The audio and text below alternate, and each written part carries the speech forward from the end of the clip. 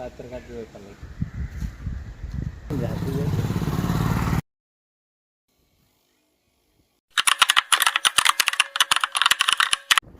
મિત્રો ફાઇનલી આપણે હવે માધવપુરના બીચ ઉપર પહોંચી ગયા છે. જો તમે રોડ જોઈ લો, માધવપુર બીચનો જ છે. અને હવે હું તમને અંદર આપણે જે શું કહેવાય કે વનનું બધું તમને બતાવીશ કે જો આ મેન ગેટ છે વનમાં જવાનો. જેથી આપણે અંદર જઈએ તો એક મંદિરનો ગેટ આવે છે. તમે જોઈ લો મિત્રો, અહીંયા બહુ મસ્ત લોકેશન છે. જો આ મંદિરનું આખું લોકેશન છે, બહુ મસ્ત છે. રાજસ્થાનના પાણાઓથી બનાવેલું છે. પછી આપણે અહીંયા કૂવો છે, તમને હું બતાવું. જો આ કૂવો, મેં તો પાણી જોયું અંદર, બહુ જાજુ ઊંડું નહીં, થોડું ઘણું એવું ઊંડું છે. અને જો તમને વિડીયોમાં બતાવું. અને જો અહીંયા ગાર્ડન પણ આવેલું છે. તમારે નાસ્તો પાણી તે કોઈ ફ્રેન્ડ જોડે બેસવું ઉઠવું, અને બાળકો માટે રમવાની ચીજ વસ્તુ પણ છે. જે કે કહેવાય કે રમકડા, તે ખીલોના, એવી ઘણી વસ્તુ અહીંયા છે ગાર્ડનમાં. મંદિરની એક્ઝેક્ટ સામે જ આવેલું છે. અને આગળ આપણે જોઈએ તો આ જો આવી રીતે છે મંદિરની, જે આપણે શું કહેવાય કે રૂક્ષ્મણીના ચોરીના મંડપ છે ત્યાંનું આ મંદિર છે. અને રૂક્ષ્મણીના જે વિવાહ થાય છે એ પણ તમને બતાવવા ત્યાંનું ગ્રાઉન્ડ છે આખું. અને સામે જો રૂક્ષ્મણીનો જે વિવાહ થાય એ પણ તમને બતાવવું. બરોબર, પહેલાં તમે આ ગ્રાઉન્ડ જોઈ લો. હવે જો મિત્રો ત્યાં જાઓ તો વાંચી લેજો એકવાર.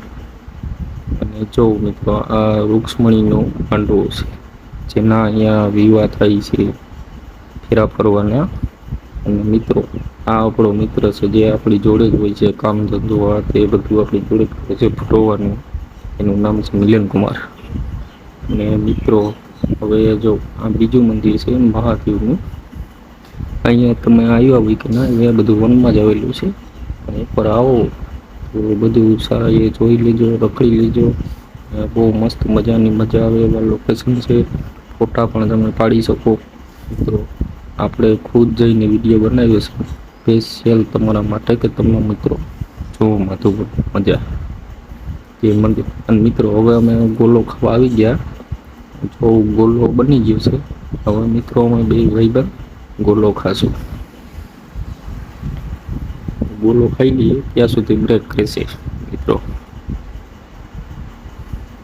તો મિત્રો ફાઇનલી આપણે વનમાં આવી ગયા. જો મિત્રો આ હનુમાન દાદાની મૂર્તિ છે, હનુમાન દાદાની મૂર્તિ. અને આપણે પછી આગળ આવી બધી ઘણી વસ્તુ પથ્થરથી બનાવેલી જોવા મળશે, જે આપ જોઈ લીધો મિત્રો. અહીંયા બહુ મસ્ત મજાનું છે. જો અહીંયા પણ પથ્થરથી બનાવેલી મૂર્તિ છે. એવું તો આ વનની અંદર ઘણી વસ્તુ છે. જંગલ છે.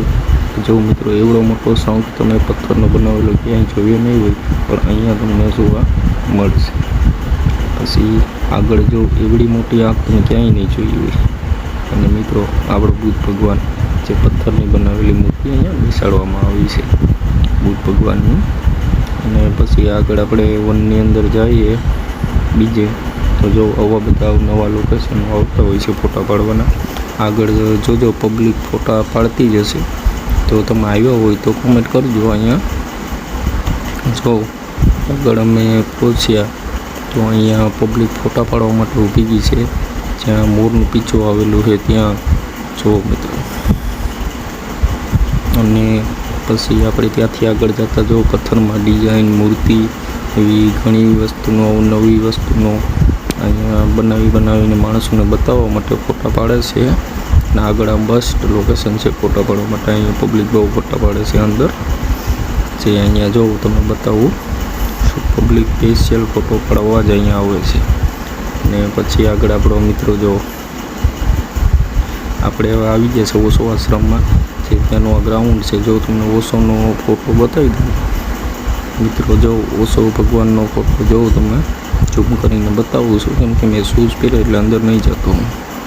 અને મિત્રો આ ત્યાંનું બધું છે, એ બુદ્ધ ભગવાનની પથ્થરમાં મૂર્તિ બનાવેલી, એ તમે એકવાર જો. આવી રીતે તમે કોઈ જોયું નહીં હોય. અને મિત્રો મિત્રો આપણે હવે વાનર સેના બતાવી દઉં તમને, જે હનુમાન દાદાની. જો તમે વાનર સેનાને એકવાર જો વાંદરા જોયા હોય તો પણ કોમેન્ટ કરજો મિત્રો. માધવપુરમાં આવો, વનમાં આવો, તમે બેસ્ટ લોકેશન, બેસ્ટ ફોટો પાડવા માટે ફરવું બધી રીતે તમને અહીંયા મજા જ આવશે મિત્રો. એટલે લગભગ જો તમે આ બાજુની સાઈડના હોય તો તમે જોયું હશે, પણ બહારના હશે તો તમે કદાચ નહીં જોયું હોય, પણ એકવાર આવો તો તમને ખ્યાલ આવે મિત્રો. ને આગળ જતાં આપણે માધવરાયજીનું મંદિર છે, આજે રવિવાર છે એટલે જો. ચાલો મિત્રો, તો હવે મળીએ આપણે નેક્સ્ટ વિડીયોમાં.